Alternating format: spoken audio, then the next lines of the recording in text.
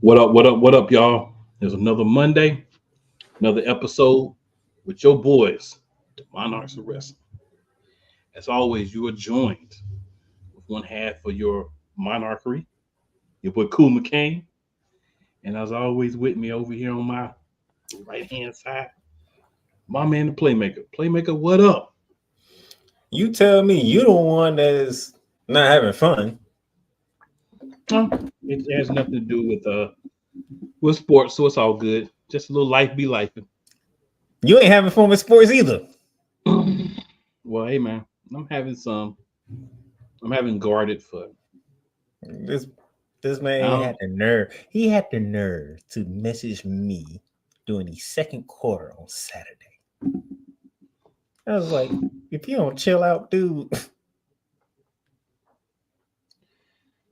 So, just to give you a little background, I have been telling this man I still have some trepidation because I know how Miami acts. Right, and at the beginning of the game, they was giving me reasons for concern at the time. And just to be clear, what I messaged him was, you see why I still have a little concern, right? So I wasn't like, oh, they're gonna lose, they suck. I just say, you see why I have a little concern. And I brought up And he another won't team in give me his. that. He won't give me that, y'all. He No, won't I give me that. didn't. No, I didn't. Because I put it in the terms the way he can understand. There's another team in his conference that they waiting for basketball season. That's all I'm gonna say. There are several teams that might be waiting on basketball season already. I feel you. I'm just saying. I don't want to. I don't want to be the All I'm typical saying fan is of you any team jumped that the you you win a jumped few the games and all of gun. a sudden you're jumping I around was and like, yeah, we're the best team ever. Yeah. Then we start losing, and then those same people are crying in the depths. I'm not I have saying that. guarded I'm just saying you jumped the gun. optimism, I'm like, chill. but if that was a different team, and we let them hang around like that later in that game, there may not have been the same outcome. You got to start putting people away early. I'm not saying you got to go out there and score 40 points in the first half, but I'm saying you got to create distance and not give teams opportunities, especially when you ain't got no recent history of being successful. All I'm gonna say, you know what I'm saying? I understand that you don't understand that. I understand that a lot of the other people who be like, "Oh, you just so down," y'all don't understand No, that. I But you know understand what? your I understand your how I want to put it. Your Trepidation is I the was best thinking way of a for me to different put it. word, but we'll go with that Okay, one. But I'm you like, can use your word. but I'm saying chill, it's just a second quarter chill. Like we ain't even hit halftime yet. You got to jump on people. You got to put your foot on throats. You can't lay down and let them spank you around. No Yeah, diddy. you don't jump on everybody throw out the gate. So You need to, but no diddy. I don't want to do such a thing. You know what I'm saying? But we'll let that move on so that we can get into the wonderful world of professional wrestling. oh yes, because yeah, I think this is his episode today. From what I seen happen in wrestling, I think this is his episode today.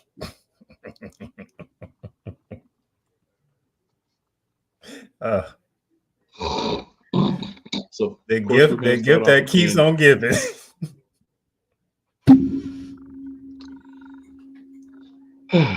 So, on Impact, we had First Class fight Sinner and Saint and win. You're asking who Sinner and Saint is? You have as much idea as I do. It's what you would call a squash match Oh, because those First still Class won. exist? I didn't know those Oh, exist. yeah. I thought those was done for. I ain't seen a Only in squash AEW match. do they not exist. Because in AEW, the bottom guy on the card can take you to almost victory, and then we're not there yet. We're not there. I haven't seen a squash match in quite a while in WWE too, so I ain't no squash match that still exists. We're not there. So I'm That's almost going to take the bait, but I'm not quite. I'm just throwing that out there. All right. Then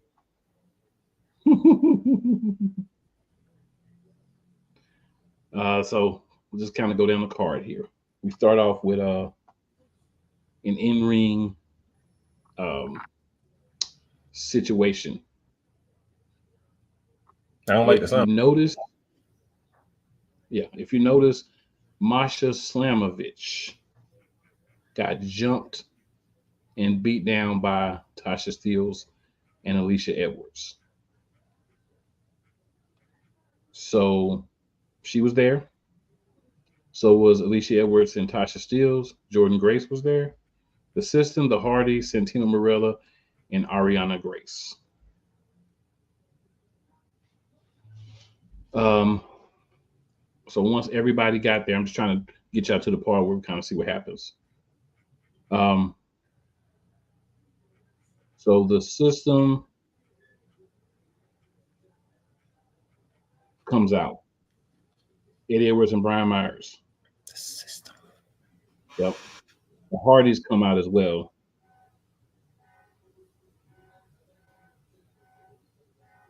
He's going to make them fight tonight. So there's a 6-person match that's going to happen later on. Eddie Edwards, Brian Myers, and Tasha Steelz takes on the Hardys and Masha Slamovich.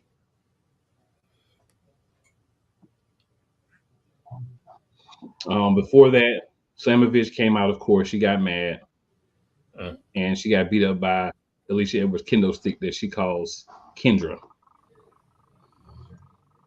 Alicia Edwards is Eddie Edwards' wife, and if you understand, Eddie Edwards crazy, so I'm not surprised that there's a crazy side to Alicia, at least character-wise. I don't think it's really character. I think it's just her being more of her normal self. It happens too calmly. All right. So Jordan Grace ends up out there as well. Santino lets her know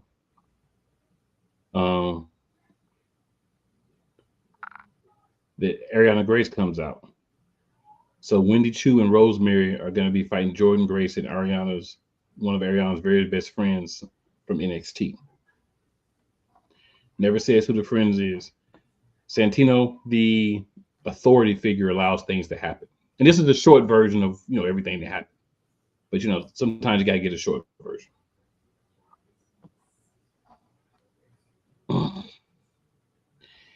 Ariana had a conversation in the back with Josh Alexander, telling him he's been in the same spot. He thinks they're alike.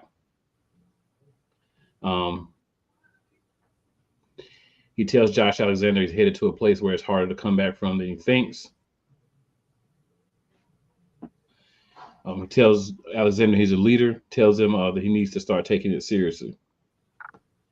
And then Alexander gives that some thought. So we'll see where that goes. Does it give it some thoughts? Does it? Yeah, because just because you're a leader doesn't mean you're going to lead people in a good way. It just means you're going to lead them.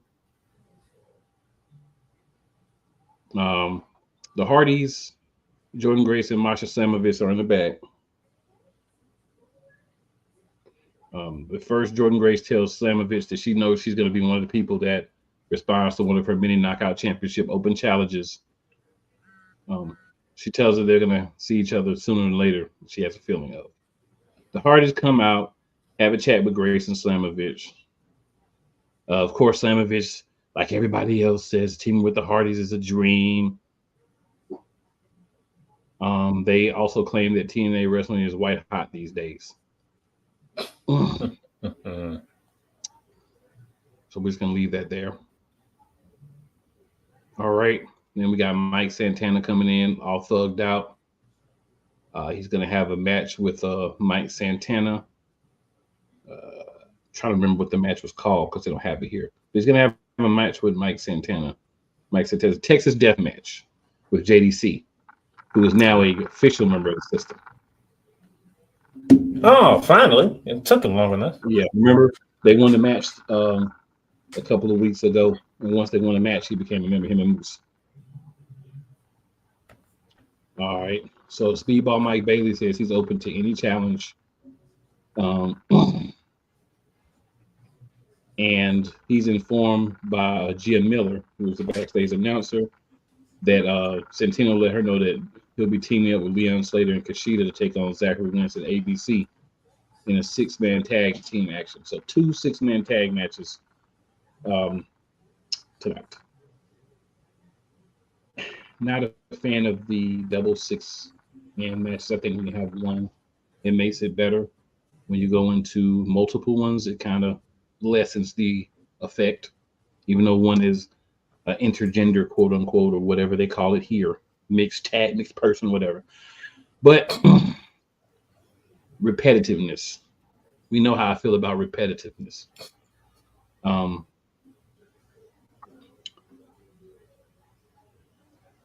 Matt Cardona had a match with Rhino. Did you retire already, dude? It ends up with Cardona beating Rhino with a chair and getting disqualified. He continues to beat down Rhino. And of course, what happens? The lights go out. And when they come back on, you won't guess who's in the replay maker. You will not guess who was in the ring. Perhaps the guy who he said his wife is his property. You know it. Whoa, whoa, whoa. So Cardona runs away. PCO starts beating up the chair, and he does a side slam and PCO saw onto the chair. Really weird, but hey, it is what it is. So then we had a TNA Knockouts World Tag Team Championship match. Carly Bright and Kendall Gray versus Spitfire, who was Jody Threat and Dana Luna. And to make a long story short, Spitfire won. They're still Knockouts champions. All right, they had a backstage segment, but it was with Cole's favorite person. So we're just going to leave that at that. Ash by Elegance. We're going to move on. So we have the Texas Death Match, JDC versus Mike Santana. I feel like Santana's coming into his own as a wrestler. JDC, I like this character better than Fandango or Fake Fandango, Dirty Dongo, or any of that, but still, every time I see him, I just do. So I can't really take him seriously as this different character. Mike Santana beat him. Basically, he buried him in some stuff, and then they got a 10 count, and that's how you win. Of course, Moose beat down Mike Santana with cheer shots after the match because that's how the system rolls. Sinner and Saint end up backstage having a conversation with Josh Alexander.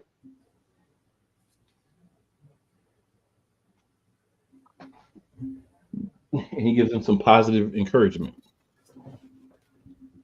We get a video of the form of Lei Ying Lee, who will debut next week. We know her as Xia Li from WWE, so she'll be debuting next week.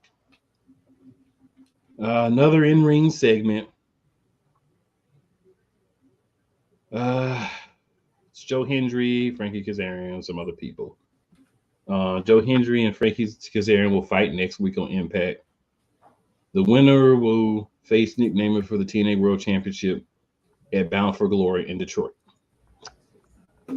And that, my good people, is the show for this week. So, as a matter of fact, they did make the 2 matches, but one of them was for next week. So that's good.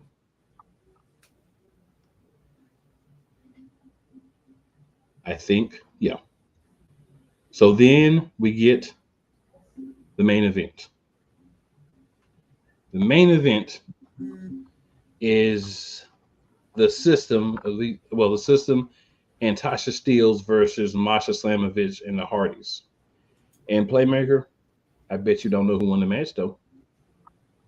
Eric, go ahead, because I almost said something that I probably shouldn't say. Masha Slamovich and Hardys. Damien says the Fiend tribute by Jeff Hardy was fire. It was. You have to go watch it. You have to go watch that match, or just go on YouTube and do the Fiend tribute by Jeff Hardy. You got to kind of see it for yourself. I'm not going to give it justice talking about it, and showing it could get our show deleted. So go watch it. You can find it on YouTube. Go watch it. Delete.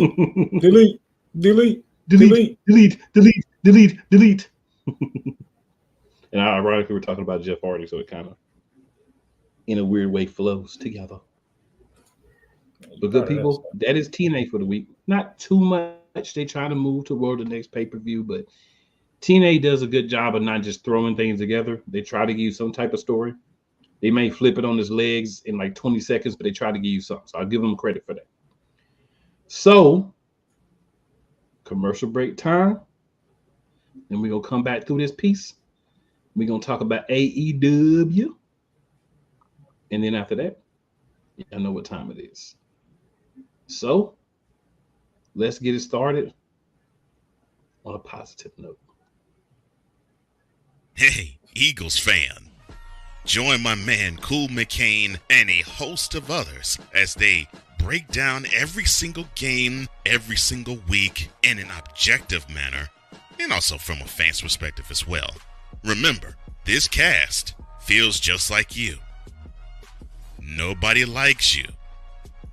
And you don't care. Fly, Eagles, fly. Eagles Elite Podcast. Every Wednesday at 8:30 p.m. Eastern on YouTube and other podcast outlets.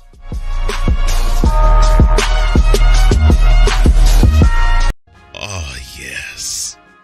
The tradition, the pageantry, the spectacle, the history, the slut.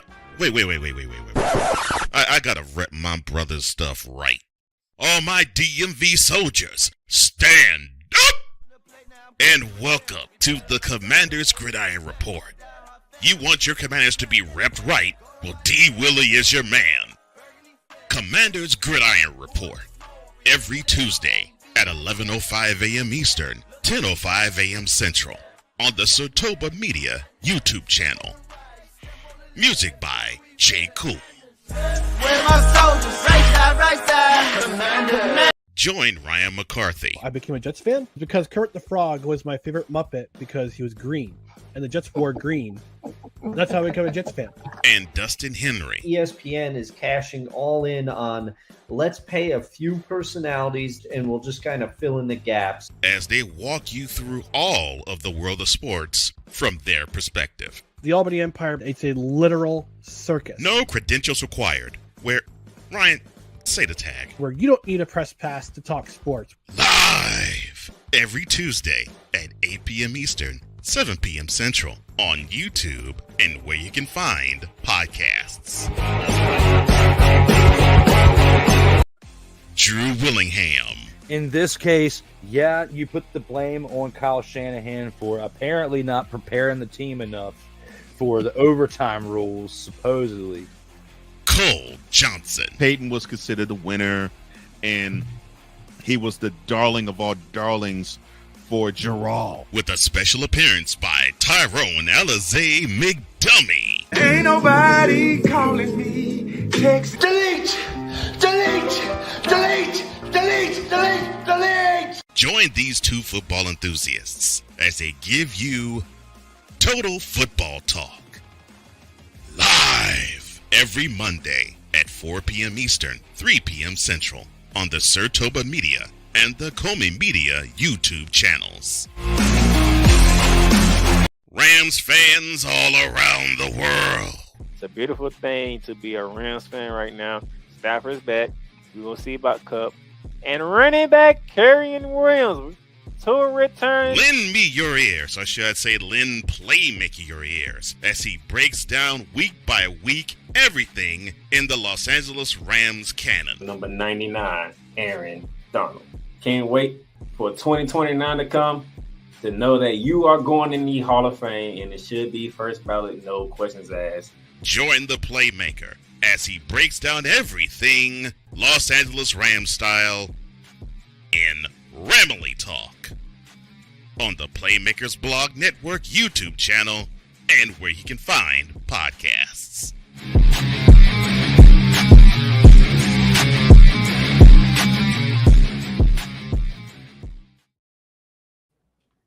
All right, good people. I wanted to make sure I ended with the Rams this week since, I started with them last week and my co-host was a little disapproving of me doing so. So I wanted to end. Highlight maybe Ramacle. I hopped in the comments on Eagles Elite to say hello. And then as soon as they go to commercial break, that will be the first one that pop up. Like, Yeah, really? so I decided this week I was going to play it on here so he could see in the highlight spot at the end. I mean, it is Victory Monday, so it is Victory Monday, so I'm just saying.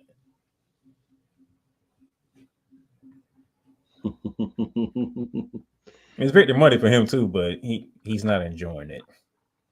No, I'm enjoying it because, you know, a certain team lost. I'm enjoying it. There's just some things that need to be corrected so we can have way more Victory Mondays. That's kind of where my mind said be at. You feel me? Y'all feel me? Playmaker be playing, but y'all feel me? Y'all feel me? Because Playmaker he be wanting to he be like, oh, you should be happy y'all won. I mean, I'm not saying I'm mad we won. I'm just saying do better. There's a lot of people to blame. I ain't gonna start that because Wednesday is coming. We're keeping it gutturally real and raw. Saquon didn't drop the ball. That's all I got to say. So Wednesday, September 18th, we had an AEW Dynamite episode. On this episode,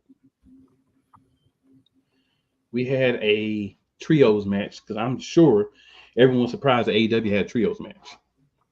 But it's the dudes that don't wrestle and their elite mate Kazuchika Okada, or the gymnastics as I got Cole and you just going straight to the main part. No. I'm just letting people know what happened. And then on the other side is the international champion Will Ospreay, Konosuke Takeshita. I always want to say that wrong. And Kyle Fletcher. They all used to be in the Don Callis family. 2 still are. Oh, Big Willie Styles is not. So Grand Slam is going to be this coming Wednesday. For those of you who may not be watching AEW or may have not watched in a while, they do these pay-per-view or, you know, I think they still call them pay-per-views. That is not a pay-per-view. Yeah, level shows, they're not pay-per-views. And it doesn't, never mind, I ain't gonna go there. We're not doing that. Okay. So, remember I told you earlier, this is his episode. This is the beginning. This is the beginning part of it. Yeah, this is. I knew coming out, like, yeah, this is gonna be one of them episodes that Cool gets now. Yeah, I had mine like a month ago. So we had Chris Jericho, the Learning Tree. Matter of fact, let me take this part because I know how you feel about redundant. So I bet it for me because I watched the week before and I did not hear the announcement of Chris Jericho versus Orange Cassidy for this past week's show. So when this popped up, that's the first thing I was like, really? The fact that y'all didn't even announce it, no part of the previous week that I didn't even watch, that I didn't know when watching. Interesting. Powder tornadoes. So we're gonna renew this little rivalry that happened 1 year ago? No. 2 years ago? No. Like 2 years ago? 3 years ago? No. Something like that. 4 years ago? A long time ago. No. 5 years ago. Over a soup jacket that got orange juice on it. And just like 5 years ago, Orange Cassidy beat Chris Jericho.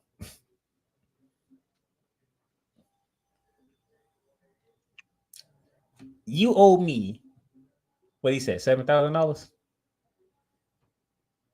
$7,000 for my jacket being ruined. Instead, well, you gave him a lot of coins. We think it looked like pennies. So we gonna fight it out. And the same as what's gonna still happen.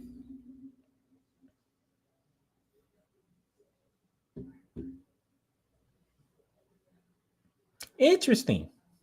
Way to start off Dynamite. Now or nostalgia. I know. This is one of many things that you have problems with. Not only just AEW, because WWE gave you some stuff that you didn't like. I already know. With me watching, I know. I'm starting to learn my co-host, so I know the things that he don't like. But since this is the first one on the board, go ahead and say have your soliloquy, sir. In the words of Stephen A. Smith. All I want to say about this is simply this: we need to go back and rehash a rivalry that's been dead. Within the 5-year period, at some point, Chris Jericho even forgave Orange Cassidy and they were working together. Now, all of a sudden, they're back to this. And the resolution is Orange Cassidy beats him again, number one. And then last week, of course, they dumped coins into his cards for the $7,000. Big Bill and Brian Keefe are being wasted with Chris Jericho. This is a joke. And I'm disappointed to have to watch it. Sorry. Got to plug up here because if I don't, you hear me for long. There we go. But yeah, very difficult and disappointing to see this is the best that you can get when you have a hurricane of powder flying on your face. Come on, Tony. You got to do better. Now, this is a time where you could have did like a 6-man match or 8-man match or whatever that would make sense. But we do a 1-on-1 between two guys, and it really is a 3-on-3 because we know the conglomeration got involved and the learning tree came out and all that foolishness. But you could have gave somebody else that deserves a spotlight the spotlight. Chris Jericho, always in the spotlight. Smiling and waving like he was a politician. Yeah. Thanks, Tony Khan, for making people care less about AEW and fueling the arguments that AEW is not that good with your own crap. Great job. We turned Chris Jericho into a politician of wrestling. I would be happy if he would just take a sabbatical and just be an announcer like on a Collision or something. I would rather that. I'm just tired of Christopher at this point. All right. I would get to John Moxley and them later because they had an appearance early in the show.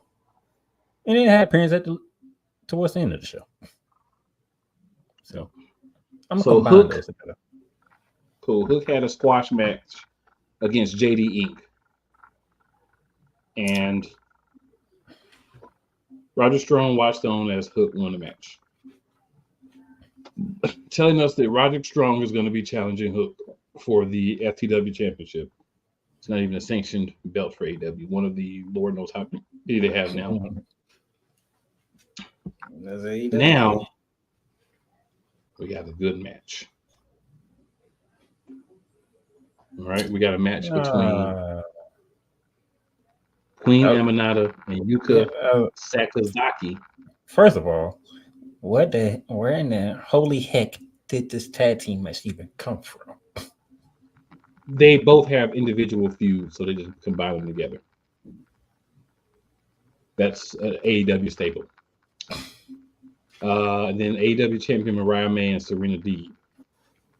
So I want to say between Mariah May, Queen Amanada, Serena Deeb, and even to maybe a little bit of a lesser level, Sakazaki, there was a nice amount of cakeage in this match. All right, and for me, one of the things that I like in matches is give me some cakeage. Give me something to be like, okay, this is nice. This will help make this match a little bit more enjoyable. And they did that for me. So I hate to be that guy. Actually, no, I don't know at this point. I don't mind being that guy. So we're gonna give Mariah May's next challenger a glimmer of hope that she has a chance. I don't think so. Well, you have to do that. I don't think so. And it's not really that they're giving them a chance. They're trying to convince the IWC and the wrestling fans that her opponent has a chance. Of course, they lost because of Mariah. Mariah Ray can care less. Yeah, she got disqualification. But I know what you're finna say. She used the belt. Mm-hmm.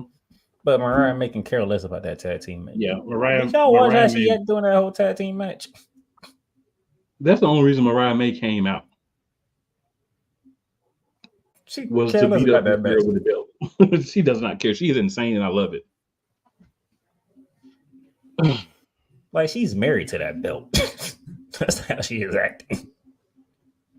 I mean, she betrayed her love for it. I know she did. Yeah, so I mean, I can't blame her. All right, and then since we are skipping the BCC situation until later, Oh, no, we can do that. This is a second appearance of the day.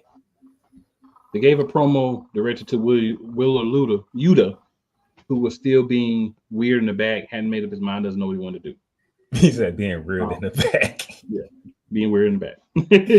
The man watched his brother turn on another brother, and he's trying to figure out what is going on here. You know what happened? They told him last week. Come on, man. You know what happened. That man is distraught. Okay. Is he really that distraught? Did he care that much about Bryan Danielson?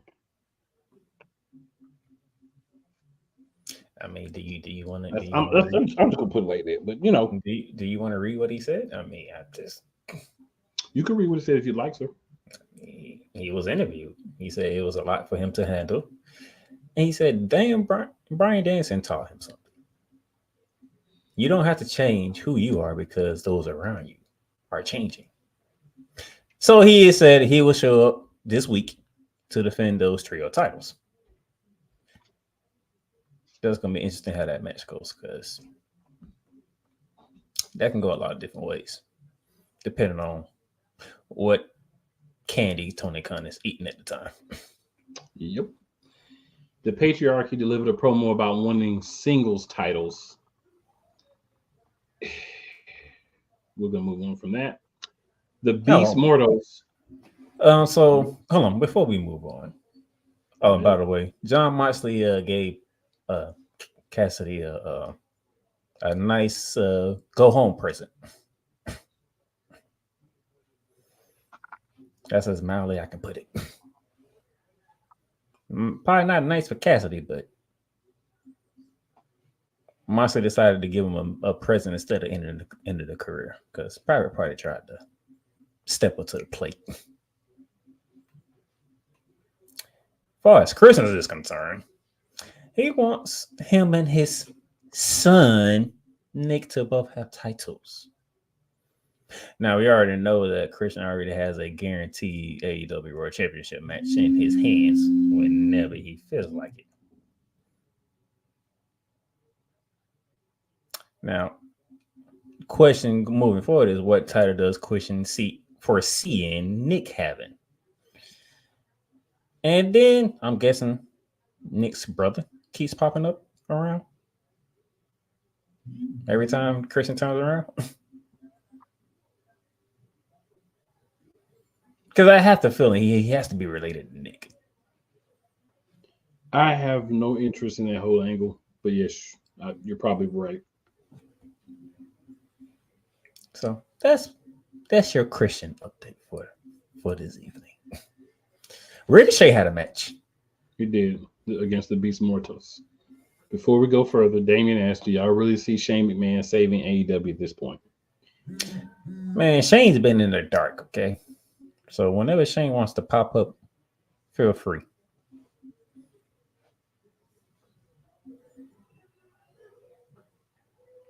I think people need to think about it this way. Do you actually think that Shane McMahon is coming? The answer to that question for me is probably no at this point. He could surprise me, but I feel like at least not right now, right? Because you have a lot of places where you can insert him in. The one exception I'll say is if he's the one that's ahead of John Moxley's little, for sake of just being a jerk tonight conglomeration that he's forming. Other than being the head of that, I don't see an end for Shane that makes sense right now. We don't want to bring Shane in as like he's this all-encompassing good guy and he's there to save AEW. It doesn't make a lot of sense. But and you know, I don't know if he's going to be able to say the ratings either because Tony Khan is still going to be snorting and making the decisions. It would make sense for it to be Shane if John Moxley's sitting here saying that the AEW that y'all know and love is finna turn. Yeah, that's why I said that's the only thing I could say that would make sense. And even that, you're kind of like,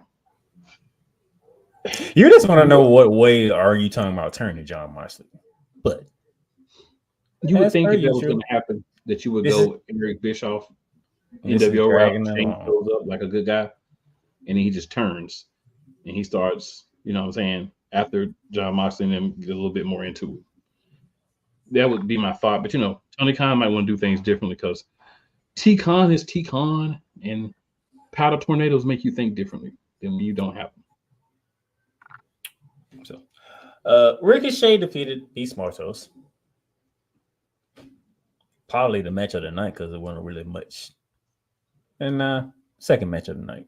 Forgot the main event was the match of the night, even though it features some gymnastics, in the words of Cole Johnson.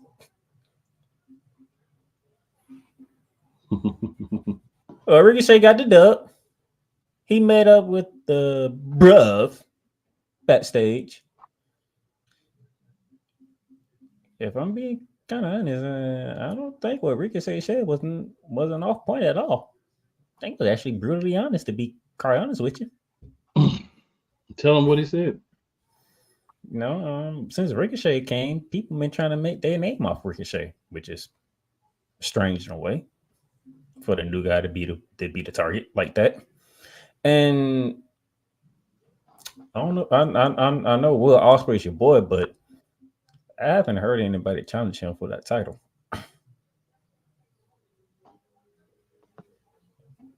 Not since I think no, I don't think anybody has. So here's the thing with Ospreay. Last week, Ospreay told Ricochet, "You're great in the ring. You're wonderful. Nobody cares about you outside the ring. Part of being a wrestler, part of getting pushed, part of being successful is you got to have a character too, Ricochet. And that is life imitating art. Because the knock on Ricochet always has been, when you get him to talking, he's not that good. I'm not saying that that's the truth. I'm just saying that's the knock on Ricochet. So if Ricochet is able to come over here and show that he can do it on the mic, there's no way Tony Khan, no matter how many tornadoes or thunderstorms of powder he has, cannot put this guy in a primetime spot. But the debate is out on that. So we'll see if Ricochet can overcome that belief. Like I said, I'm not going to sit here and say the man can't talk on the mic. We can't. That's not for me to decide. I'm just saying we're going to all find out because he didn't get a lot of opportunity in WWE to really do nothing either. Now we get to the trios main event match. Oh, you skipping, homie?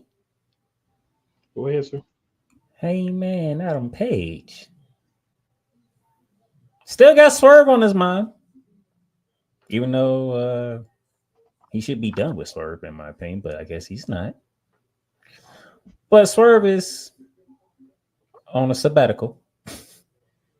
We don't know how long that's going to be. Stick drugs in your jaw, you're going to be on a sabbatical too. We don't know how long that's going to be. We're going to find out Wednesday when the Prince gives us an update on Mr. Swerve. Big pressure. So, since he can't do nothing with Swerve at the moment in time, let's go after the people that talk good about Swerve, supported Swerve, or in his word, protected Swerve. There was one guy in particular who just so happened to be in the ring anyway, Mr. Page at the time, that he was trying to do bodily harm to, and that would be Tony Schiavone. Until Jeff Jarrett, crinkle behind, came running down to the ring,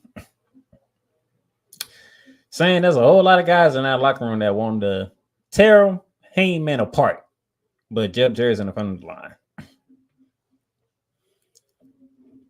Jeff Jarrett said if that's the last thing he does, he's gonna whoop Heyman's hind parts.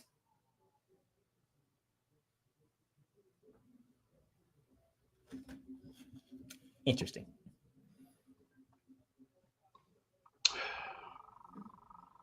He also wants to do a strap match where everybody outside has straps and It's a lumberjack strap match. a lumberjack strap match. Yeah.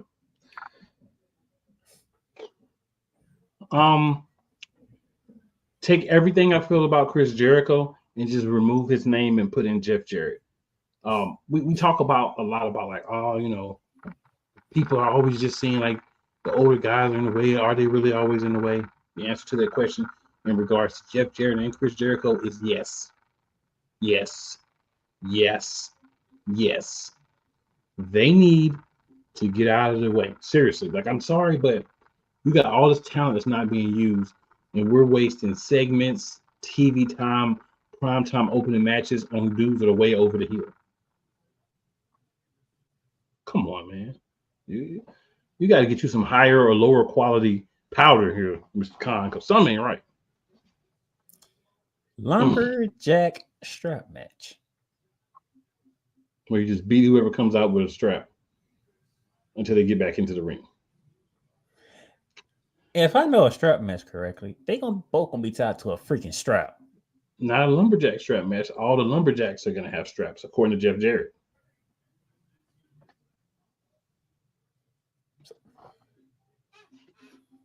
So is Tony Khan having a paddle tornado, or did Jeff Jarrett join him with that tornado? Well, I've been of the opinion that Jeff Jarrett and Chris Jericho are part of the tornado powder parties, the TPPs, so to speak.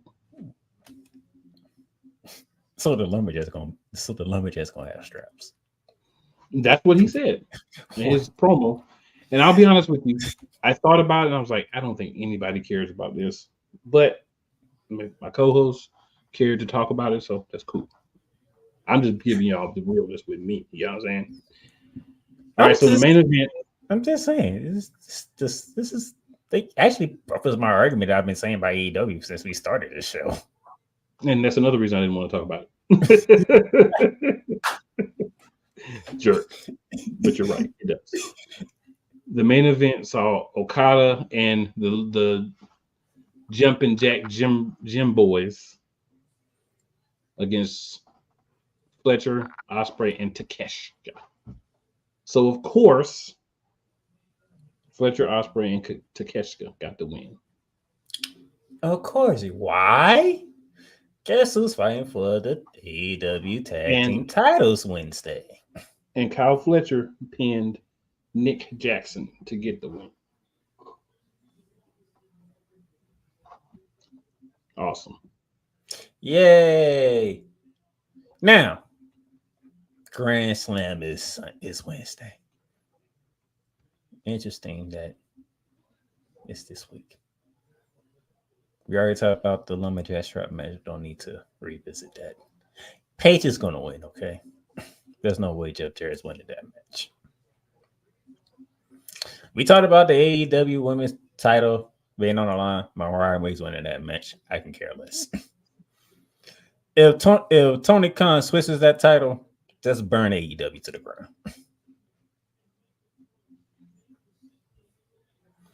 Now, trios match. Pac and the BCC versus an opponent to be announced because we don't even know. But we already know they took out one half of the private party already. So it don't. Does it matter who they face, in your opinion? Nah. Okay. The BCC continues the trios championship. Strangely, but with the things that is going, I won't be surprised if there's some ripple effects of what happened 2 weeks ago. That's all I'm gonna say. I won't be surprised.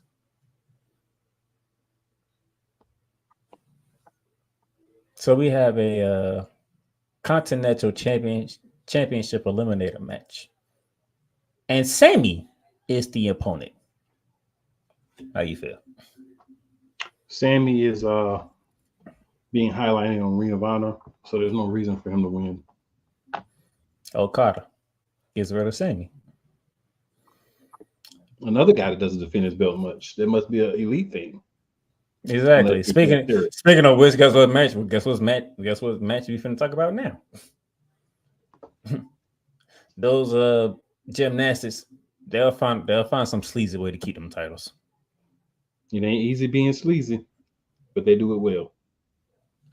John Moxley and Darby Allin. Winner is in line for Bryan Danielson's AEW Championship. Is it Darby Allin's opportunity now? Or does it get ripped away?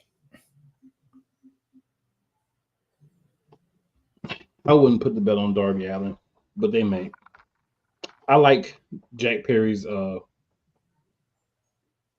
TNT Championship, and I would like to see him keep it for a while longer. I think he's doing a good job of being the sleazy champ. If Darby Allin wins, I think things will change a little bit. So I would prefer. No, I'm talking about Darby Allin versus John Moxley. My bad, bro. I'm all into it. I'm tripping. Jack Perry ain't even a part of Grand Slam. He really ain't. I'm tripping. I'm thinking about my bad. It doesn't make sense for John Moxley to win a title shot, but this does this is really weird because you got Bryan Danielson's not supposed to, quote unquote, not supposed to be there, but then someone else is challenging him. You got all this stuff going on, so it's crazy. Here's the truth of the matter. He's not going to win a championship, Darby Allin is. He's not. He's not beating Bryan Danielson. I mean, they'll have a 5-star match because Bryan Danielson can have a 5-star match with me. But he won't win. He just won't. So you saying Darby Allin keeps his opportunity? I don't know if he's going to keep the opportunity or not, because I don't know what the plan is for this whole Moxley thing, faction type thing that they have going on. Depending on that is whether he wins or loses. Because if they're trying to make that like a huge storyline and they want Moxley to have his shot, Moxley versus Danielson, I'm going to go with Moxley winning. If I'm wrong, I'm wrong. But I think they're trying to set some up, Moxley versus Danielson. And speaking of the champion, you know what? I take that back. It's too soon. Darby's going to keep it. You saying Darby's keeping the opportunity? Darby's keeping the title shot. It's too soon. They're going to have that match, but not yet. It's too soon. And speaking of the champ, I did see on Collision that Nigel McGuinness is running out of patience. So will we see the champion at Grand Slam? We will, because Tony Khan snorts powder. That's why we will see the champ. Because the whole reason that Darby Allin is not fighting him is because he can't. He's not cleared. But he'll still be there because Tony Khan and his powder tornadoes. So if he's going to be there, that means will he be fighting Nigel McGuinness? He will, and he'll beat him. All right. There you go. Well, they are also having a Grand Slam on Collision as well, but I really don't care, if I'm being completely honest. That is fair. That's very fair. So, ladies and gentlemen, y'all know what time it is. We're going to do this thing. We're going to do it right. Let's go.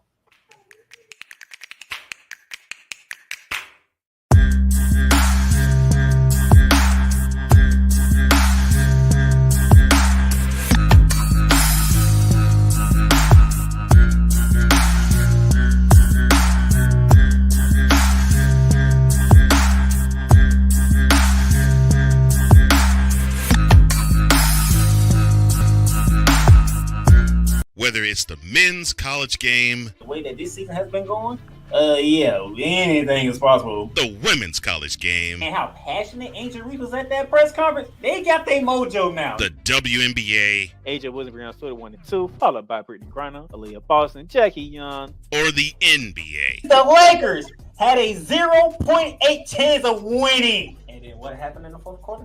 LeBron James by himself outdid the Clippers. You will get any and all of the information right at your fingertips or your earlobes. Join the Playmaker as he breaks down all things basketball in Shooting Lights Out on the Playmakers Blog Network YouTube channel and where you can find podcasts. Whether it's news, the largest egg producer finds bird flu in chickens at a Texas plant, weather, devastating tornadoes rip through the heart of the United States, inspiration, a breast cancer survivor completed the journey of chemotherapy, and now begins a future one of matrimony or sports. Michael Jordan is shown on a photo with Diddy. LeBron James has a video extolling the virtues of a Diddy party. This has been yet another Beating a Dead Horse presentation. We got you covered. BS3 Network proudly presents The Morning Shift with Cole Johnson, live every weekday morning beginning April 29th at 8 a.m. Eastern, 7 a.m. Central.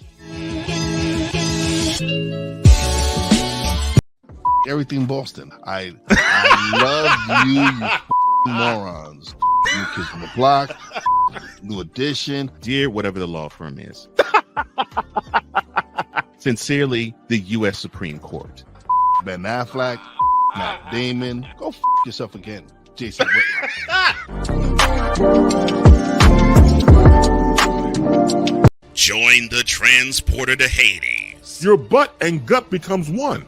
Join the reformer of hooker whores. This is my daughter, Placenta Booty Johnson. Join the bronze car. Whenever you are in distress, take off your baseball cap and throw it in the air. Join your very own superhero of broadcasting, Chris Bass. So whatever color crayon they get, they palm it and do 2 circles, and that translates to, I can beat up black people. As he takes you through the week's paces in Baseline. Live every Saturday at 8 a.m. Eastern, 7 a.m. Central, Pacific Time Zone people, just stay asleep when this is on live and just catch the recording. Exclusively on the Chris Bass YouTube channel.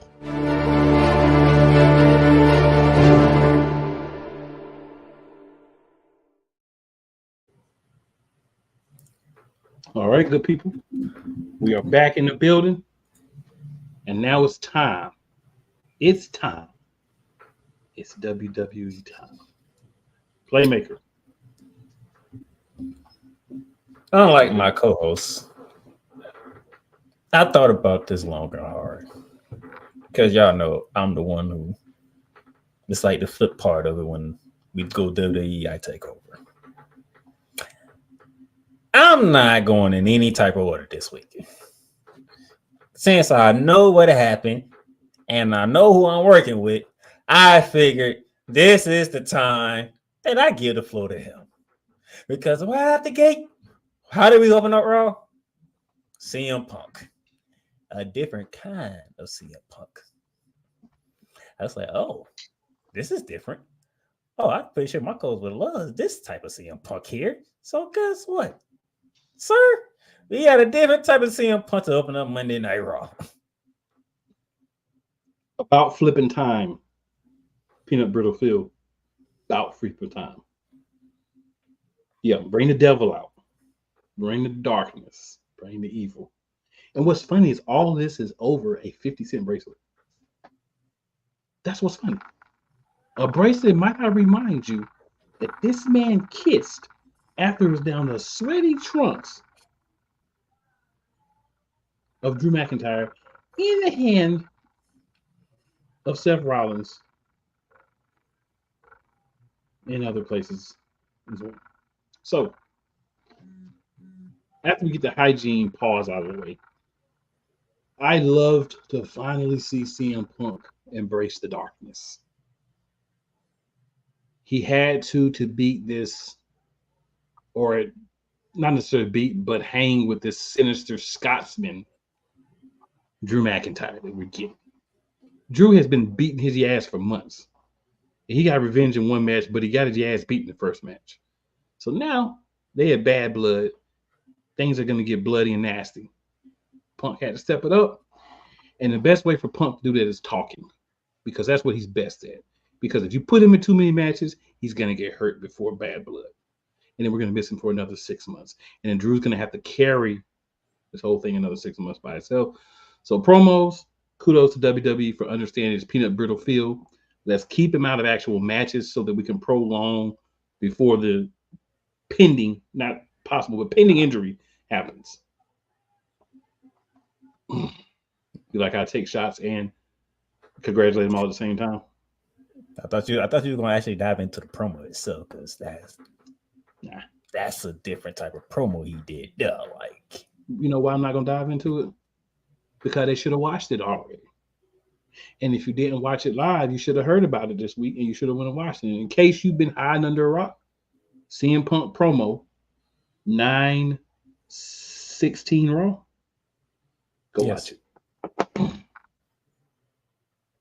All right. From one promo to a face-to-face. Like I said, I'm not going in no type of order because I want to hear from this man, because WWE gave me some good stuff for him to talk about. Hey, Yolanda. Thank you for tuning in. And, I forgot Damien's other thing real quick before you go.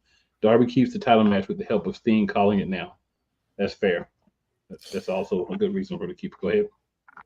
We go from CM Punk open the show, and we're going to fast forward to a face-to-face between the Intercontinental Champion Braun Breaker and main event Jey Uso. I put it in the chat, and I'm going to say it here. Bloodline Jey Uso came to that face-to-face. Go ahead. So the master of the yeet reminded y'all that he's not just a yeeter, that he also is a member of the Bloodline family. It's there. And the best way that you can do it is take a line from, I almost say it, the great Jacob Fatu, and use it yourself. And it was very, very acceptable to use it in the situation. In the words of one Negro Knight, it was apropos to use it. Told Braun Breaker, I'm not going to take you for granted. You a dog. And here, if you follow Jacob Fatu before he got to WWE, he said, and I quote, but I'm gonna make a change because we don't do that. I'm gonna dog walk your ass, and then your title reign is gonna be quicker than your NFL career. And then he dropped the mic. That was a mic drop. Now I'm gonna say this, and Hunter Hearst Helmsley, Paul Levesque, Triple H, whatever you want to call yourself, I'm talking directly to you because you're the one in control of this. If you don't put that belt on Jey Uso after this, he might as well go to AEW. Real talk. TNA, MLW, somewhere, because you will never put an individual single championship on this man if you don't do it right now. That Intercontinental Championship match is tonight. It is. Yeet. That's right, Yolanda. Yeet. And what he forgot to mention is that Braun Breaker knows what it feels like to give a spear out now. Well, I was gonna also come back and say Braun did get him back later in the night, and that's why Jey Uso has to win, or your booking is garbage as well, Hunter. And the spirit Jay gave him, I respect that. I'm gonna be honest. I enjoyed it. I said, "Oh, the Bloodline Jay came back." Yes. Remind people like y'all forgot that boy can get serious along with you. Oh, and now that Rhea getting her claws into him, you're gonna see a more serious Jay. All right, wait a minute. Y'all must forgot. Yeah, you think I just come out here and yeet? I yeet all over the place. But Jay was not always fun and loving. This just started. So I love that one. Now, remember, I said I'm going all over the place. So, like I said, this is his episode. So I'm not even going to waste your time. You're less than 30 minutes away from Monday Night Raw. I know the one thing that got on his nerves. And it happened on Smackdown. Matter of fact, it really didn't even happen on SmackDown. It actually happened in the ATL on the field of Georgia Tech University. We had a face-to-face video between Cody Rhodes and his tag team partner at Bad Blood, Roman Reigns. Now, before I get to my partner here, and so he can go off, because I know how he felt about that, especially when dealing with Cody Rhodes. Tribal Chief singing and said, hey, basically saying this is personal. They took out Jimmy Uso. We haven't seen him since, to my partner's delight. They took out the wise man, Paul Heyman, who we haven't seen since. Outside of WWE, we have. Before anybody seen him say, we have seen. I'm not talking about outside of WWE. I'm talking about inside WWE. We haven't seen Paul Heyman since. Nowhere. We haven't seen Jimmy anywhere. But there are rumors starting to circulate around that he could be returning soon, but we don't know. There are rumors for a reason. I think, Cody Rhodes wanted to reiterate that Roman Reigns is no longer the head man of the WWE. That would be Cody Rhodes, because he has the undisputed WWE Championship, or Universal Championship, should I say? Because they still call it undisputed Universal WWE Championship. So, co-host, Georgia Tech on the field where Roman Reigns played at in the birth city of Cody Rhodes, and I know you didn't like nothing about that. So, I understand the purpose of what you were trying to do. Roman Reigns was who Roman Reigns needed to be. Cody Rhodes, y'all want him to have slightly heelistic tendencies at times when he's talking. And never in the ring. I don't understand why Cody shows up to this particular situation in the suit. No, the suit's his thing, but you've got a t-shirt. What does Roman Reigns do? Roman Reigns shows up in the OTC t-shirt. Why? Because that's how you get people to buy it, Cody. Number 2.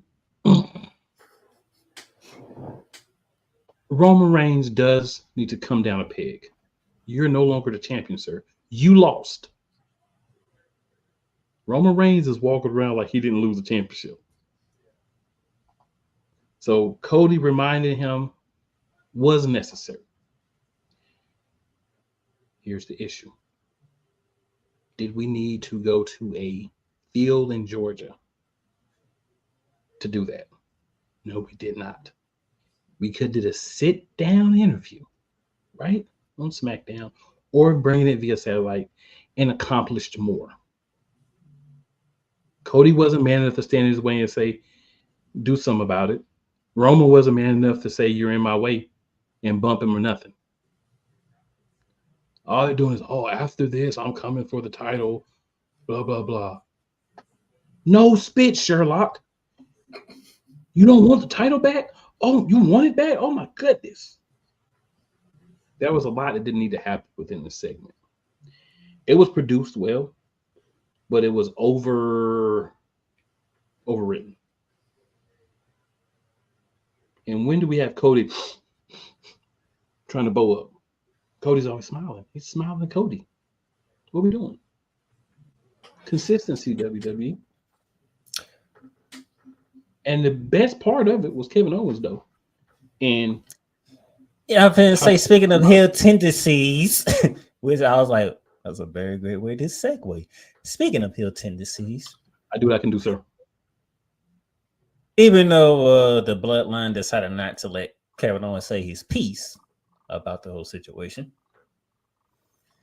that man did grab that chair that was brought to the ring by Cody Rhodes and did have a sour look on his face while looking at the back of Cody Rhodes.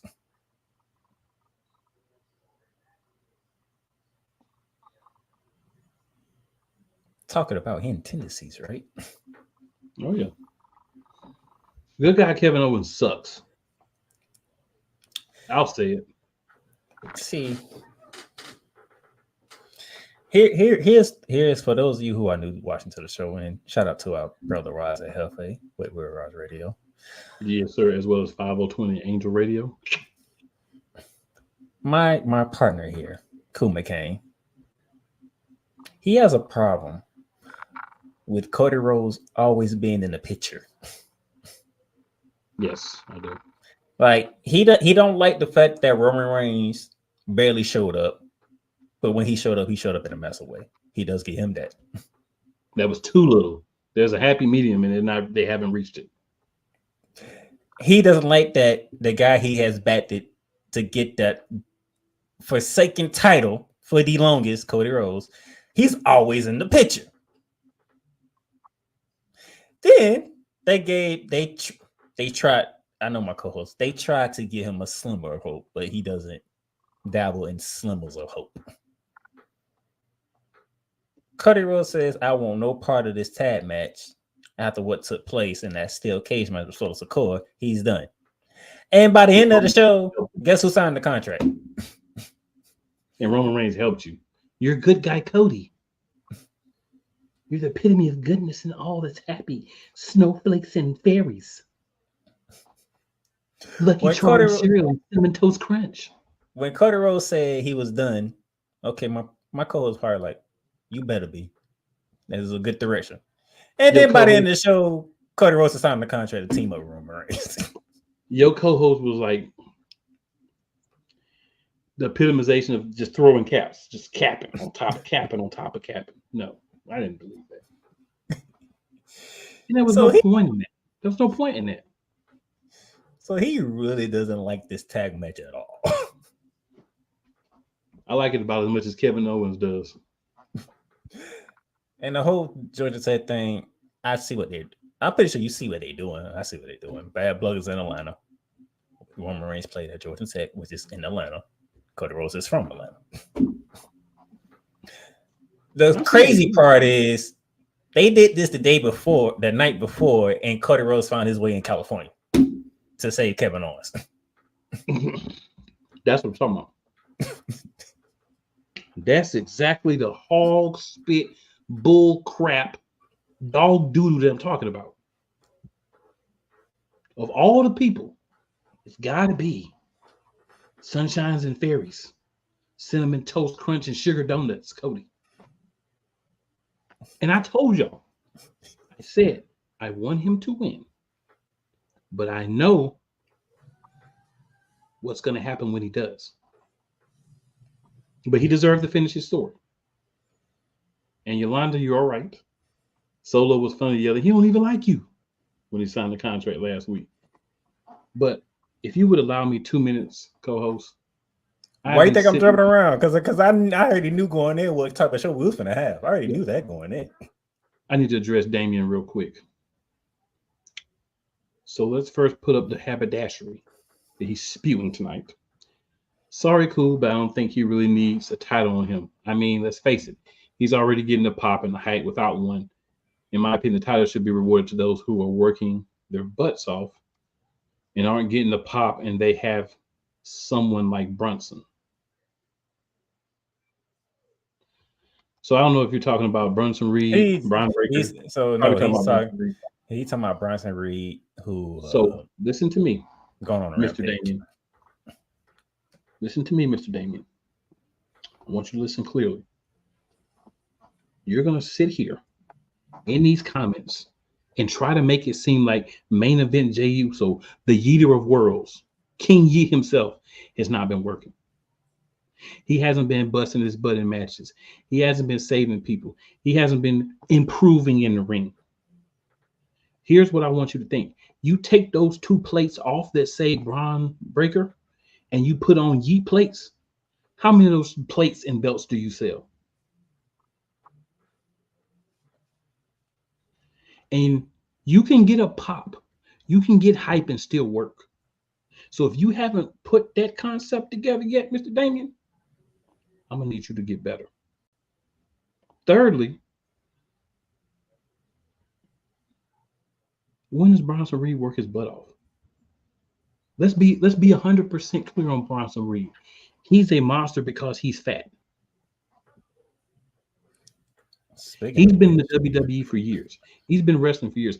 I'm not saying he has to be a slim man, but where's the muscle definition in his arms and chest? So how much work is he really putting in besides jumping his big butt on people? And destroying the arena of Portland, Oregon. Not by itself. Not by itself. But he had a hand in it. So my point is, I'm not saying that Bronson Reed should not get shots at some point, but you've got a guy that's hot. You got a guy that you can sell everything you want if you just pull the trigger. You can sell a Yeet T-shirt with the Intercontinental Championship on the bottom, like the old John Cena T-shirt. It'll fly off the shelves. You can sell one with like he's holding the championship, but it says Yeet on the front instead of the WWE Championship logo. You sell hot fire. WWE, hire me. I hope you make some better T-shirts. And I'm not saying that Bronson Reed doesn't put in anywhere, but I'm saying he's not putting in this level that you're trying to put out there, Damian. This narrative that you're trying to push because you like a big bully that dives off the ropes and hurts people. And I respect that, but don't try Jey Uso with that. Don't do that. Take that and carry it on somewhere else. Do not do that, sir. We're not doing that around here. You are not going to take Jey Uso and try to discredit him to make Bronson Reed look better. Have several seats at one time. Stack them up and put them on top of you, as a matter of fact. More haberdashery and foolishness. Cody needs to lose that belt ASAP. His title reign has been mid. The writing behind his title man has been mid. I want you to go do some research for next week, Damian. I'm going to give you a homework assignment.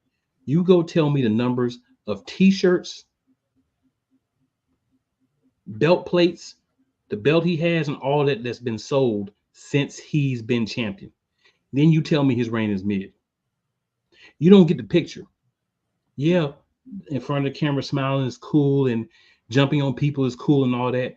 But what you do at that merchandise stand, the funds that you bring in, that matters, and Cody brings them in. Because all the little kids love Cody like they used to love John Cena. And they're going to buy the stuff. All the women love Cody like they used to love John Cena. They're going to buy the stuff. Are you buying WWE merchandise? I bet not. But you want to they'll off the guy who is selling merchandise. Come on, son. What we doing? Yolanda says, laugh out loud.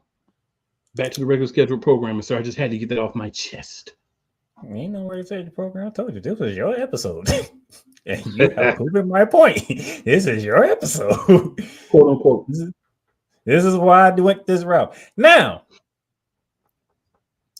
I didn't ask him how he felt about this situation, but if I had to guess, he's stuck in the middle. One part of him is happy because what he get to see, but another part of him is probably not too thrilled because why they got to face each other. But it's all fairness though. So we had a tag team match. Queen Nia just put chocolate cake and chocolate cakes and in the cake factory and baby cakes. Oh. I was gonna say cake factory. That's all I'm gonna say. So they're giving me a match that has two of the nicest sets of cakes in professional wrestling each other. So they're going to be pins. There's going to be rear views. There's going to be jumps. There's going to be all kinds of things where these wonderful BBL-ish cakes are going to be just right there for us all to see. But only one can win. Well, only one can win. That's okay. That's okay. I want to thank Nick Aldis. I want to thank Hunter. I want to thank whoever else is involved in making this happen. But before you go there, I gotta give them a backstory. Both Naomi and Bailey both pinned Nia Jax at the same time, which is crazy to think how the hell that actually happened, but it actually happened. It was legit too. They made it look legit. It's still crazy though, even though I saw it myself, it's still crazy to think. Now, thank you for giving us this match. And yes, we can call it marble cakes for the match. I like it, Yolanda. I'm with it.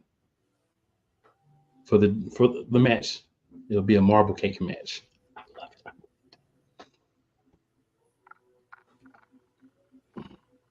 But you still only can choose one. You can see all the cakes you want to see, sir, but you have to choose one. Oh, I'm choosing chocolate cakes all day long. Give chocolate cakes the opportunity. Because she do a thing. You want her to be in a triple threat. You want her to say the tag team champs. You want her to say Bailey. You want to help other people. She does all that for you. I'm not saying you have to put the championship on her, because whoever gets this match is not winning anyway. But you can give her the opportunity. So either way, for the chocolate cakes.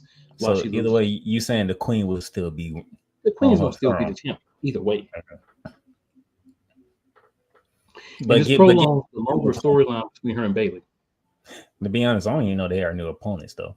Now that I think about it.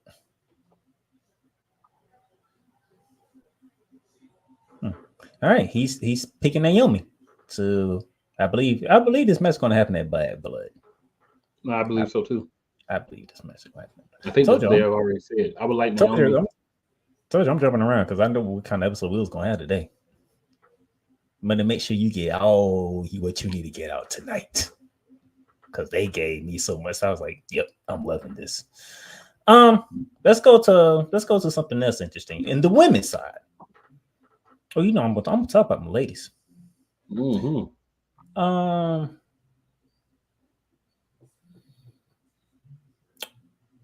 I'm not gonna go to cake rock on this one because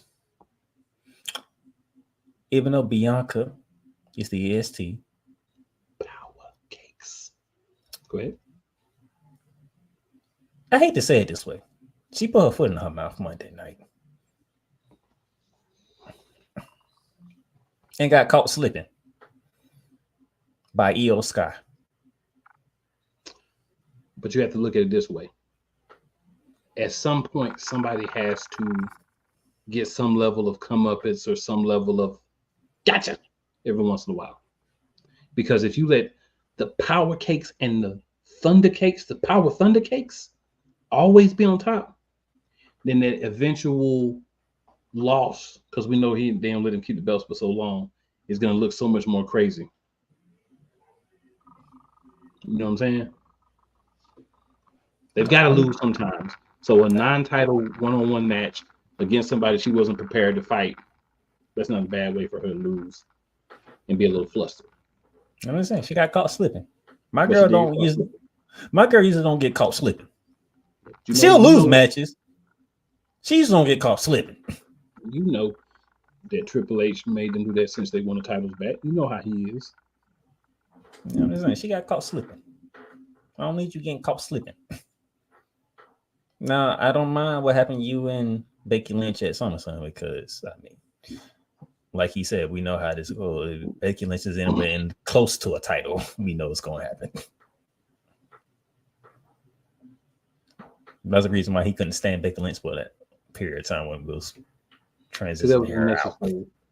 You could have just straight gave it to Liv. That was unnecessary. That was one of those Randy Orton reigns.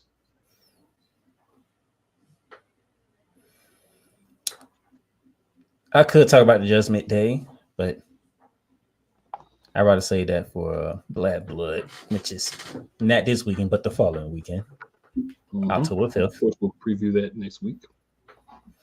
I could go that route, but I don't want to. We already kind of touched on Bronson Reed and Braun Strowman destroying the arena in Portland. Both of them got fined, by the way. And by the way, Bronson Reed literally threw a human at Braun Strowman. There's a local wrestler. Just so y'all. Yeah. He better be good. He got thrown. Oh my gosh. Can I take one more moment for Damien? Go ahead. Thank you, sir. All right, so Damien says, I'm not saying Jay isn't working his butt. I'm saying, why are we giving titles to wrestlers who flash a family's wrestling background? It's like favoring them over the others who don't have that and are working their way to the top. So, Damien, what has his family connection got him? Some tag team championship runs.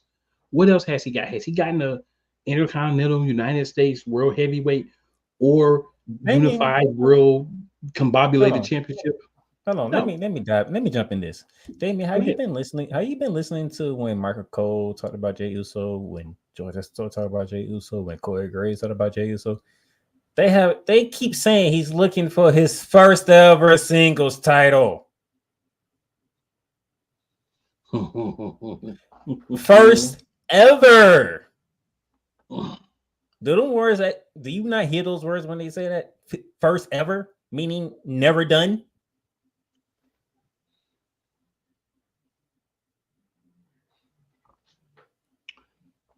That's why people are claiming for Jey Uso to finally win a singles title, because he's never done it.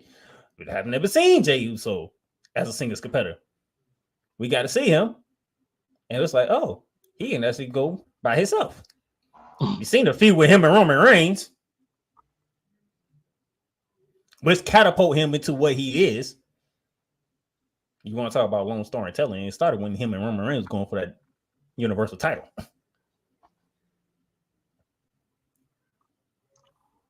He is a member of the family, but that's not what got him where he's at right now. He moved to a separate brand, away from everybody. There's nobody running in to help him. Nothing. He's on his own. Listen to his music. It's just me, Oos. He's by himself. Yeah, he got Cody if something happened. You know, he got Sammy if something happened, but they're not just coming out because they want him to win. They're not going to help him win anything. Sammy too busy trying to get Gunther. Yeah. So what I want you to understand is you're being prejudiced against Jey Uso because you're saying just because he's a member of the NOI family, he shouldn't have the same opportunities that everybody else had, even though the fans want that. And you know what? You should be better than that, Damien. So shame on you for wanting to hate on Jay for getting an opportunity that he's done on his own outside of his family. So that's what I got to say about that. Damien also says if Naomi wins the title, I want Jordynne Grace versus Naomi when she goes to WWE. It's going to be a while before Jordan can go to WWE. So there's this thing called a contract she has with TNA. Yolanda said, "Let's go Falcons." I had to mess with you cool for a little bit. That's fair. Just beat the Cowboys for me and we good. Beat us both and I'm happy. Damien says, "Wait, didn't Falcons lose last night?" Yeah, but that's not what she was referring to, Damien. That's not referring to at all. Referring to them beating us last week. After the show, so this is her first time to get a chance to laugh at me about it, which is fair. You have to take your L's when you talk your trash, and I do talk my trash. Yolanda says he can be like Booker T. I agree. Hemp News says Broncos country, let's ride. Y'all had y'all Super Bowl Sunday. Congratulations. It was a nice game. Now, as we get hit the 8 o'clock mark. Go ahead. We're gonna go to NXT. A lot of Valkyria and Tatum Paxley. They defeat Winnie Chu and Rosemary. Mm-hmm. Like, if y'all gonna make them too weird and creepy, why they losing matches?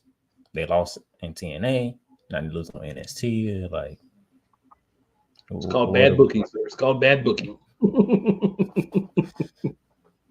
It's not the qualifications; they're getting pinned. It's not the qualifications. They're getting pinned. I'm just saying, like, what are we doing here? Javon Evans and Cedric Alexander, they got a dub, but that's not what the important takeaway was. Mm-hmm. Javon Evans was trying to get himself on the show on October 8th when the show goes to St. Louis. Crazy thing is, we knew that a certain main roster superstar and a future Hall of Famer was going to be on that show regardless because it was in St. Louis. And that certain superstar decided to say, "Hey, Javon Evans, me and you in the ring. How about that?" So, on October 8th, on the CW network, Javon Evans would go one-on-one with the Apex Predator, Randy Orton. Good luck, kid. And a woman, the words of Stone Cold Steve Austin. Let me tell you what Randy Orton said to Javon Evans. What was that? Go ahead. Just bring it, bitch! So that was interesting. I found out on NXT that Lola Vice doesn't want no friends. She won her match, but the trio decided to jump her after the match. And Miss Parker came in for the save. Hey, Miss Parker. And Lola Vice wanted to fight Miss Parker because I think she has trust issues. Miss Parker is part of the Cake Clan. Just want y'all to know. Lola Vice too. Carry on, sir. Anything? Oh, CM Punk showed up on NXT. Back to the old CM Punk for NXT. And okay, Roxanne, you have won. You won me over.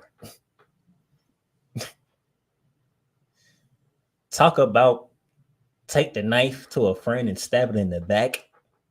But she ain't stabbing in the back, she stabbed in the front. She looked dead in his face and said the things that she said. I was like, wow. She is running away with this heel transformation. Knowing that CM Punk's going in Hell in a Cell against Drew McIntyre, she said she should have been a Drew McIntyre fan. Ouch. Thus winning the surprise that CM Punk was going to tell us about for the time being. Oh yeah, sir, I got to get your thoughts on this. Tony D'Angelo admits he's afraid. Do you blame him? No, I don't. Here's the thing, man. Sometimes you have to embrace the fear. And he should be scared. Do you know who he's going up against? Obafemi. You should be scared. If I walk down the road and Obafemi walk up to me, outside, I might look up at him and be like, what up? Inside, I'm like,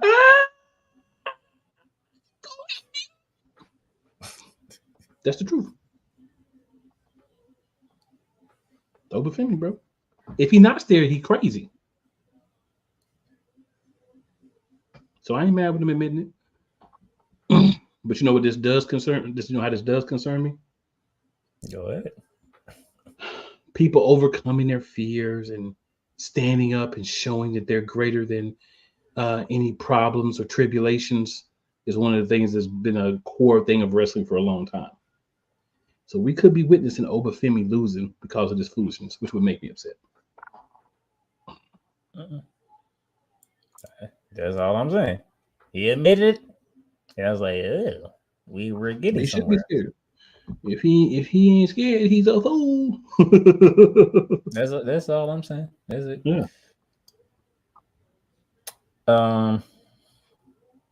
Why did Wally Osborne sign his death wish?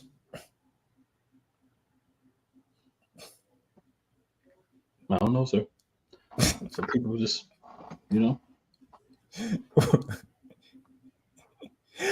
I get it. For those of you who can't see, I'm shaking my head continuously. I get it. But Riley, you have been paying attention to what Ridge Holland has been doing to your people, right? No, he's been too busy over on TNA trying to win the X Division Championship. Like he's Ridge Holland is literally destroying Chase U single-handedly. And so you just gonna offer yourself on the silver platter for him to finish the job? He was feeling generous. Now, unless you're gonna tell me the other two finna show back up, which would be kind of interesting because got his butt destroyed last week on NXT, and he's the biggest one of the three in the group.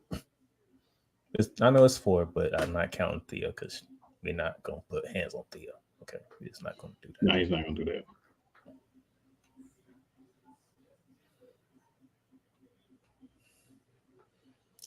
And then,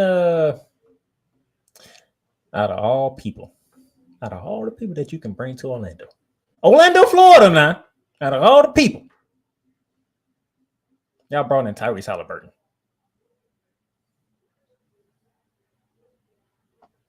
He must have been the only one they could afford. Tyrese Halliburton.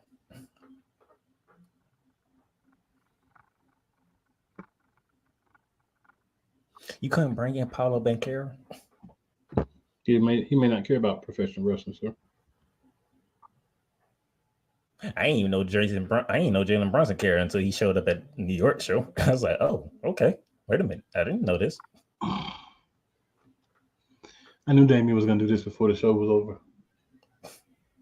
Damien says Obafemi about to go Diddy mode on Tony D. I can't, Damien. I can't. At some point, we're gonna start suspending you, Damien. We're gonna start suspending you. We're gonna teach you. We're gonna teach you like Facebook treats people. You're gonna put you on suspension until you learn. We're gonna put you on 10-minute suspension for every comment. Anyway, they brought in Tyrese Halliburton to get this contract signed between All Ego, Ethan Page, who was the NXT champion, and Trick Williams. Did not need Tyrese Halliburton, but definitely didn't.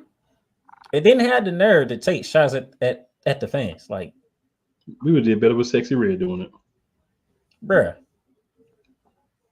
At least we could have got some and circulation. then the entire Indiana Pacers team was down there too. What the heck? No comment. Now you see why I had a problem with it. I had a problem. I watched it. Like, really? You literally as long as Trick Williams is there and all them cakes, I'm watching NXT. All I'm saying is that all you are in a city where there's an NBA team. You couldn't use anybody from that team? Nope. Anybody. They like Halliburton.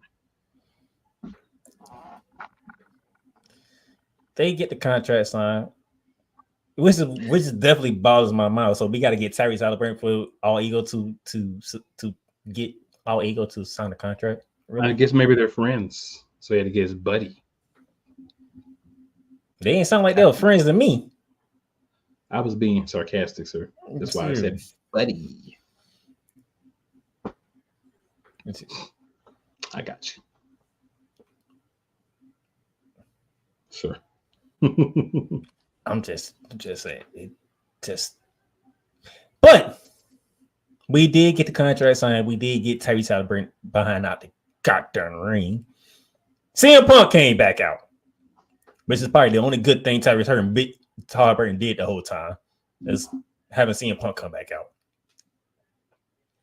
And we find out this ain't gonna be a ordinary NXT championship match. This match is gonna have a special guest referee.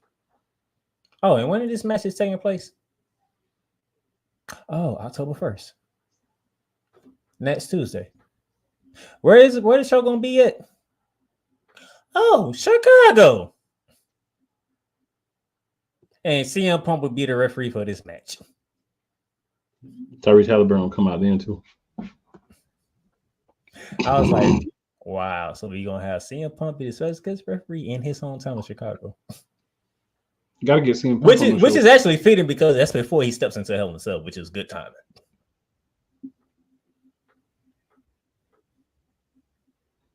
Yeah, because he's probably gonna be hurt coming out of Hell in a Cell. If not broken.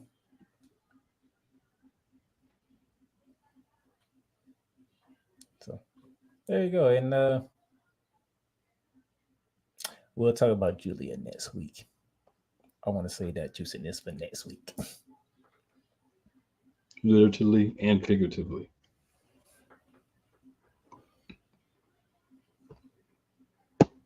And plus, I will say this: I do love CM Punk dead. I'm a special guest referee, so you'll follow my rules, and my rules is y'all can fight right now. I was like, CM Punk gets it. Look in his eyes. What do you see?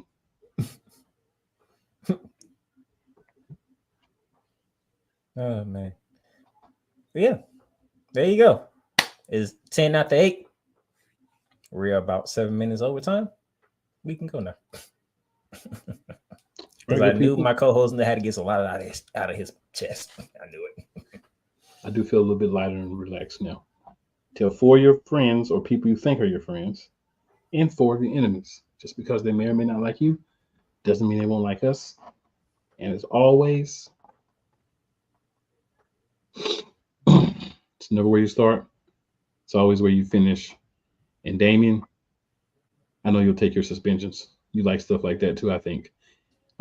He does say, I see Drew screwing Trick Williams over. Pause. Damien. See, that's the kind of stuff we were talking about. And then he says, justice for Giovanni.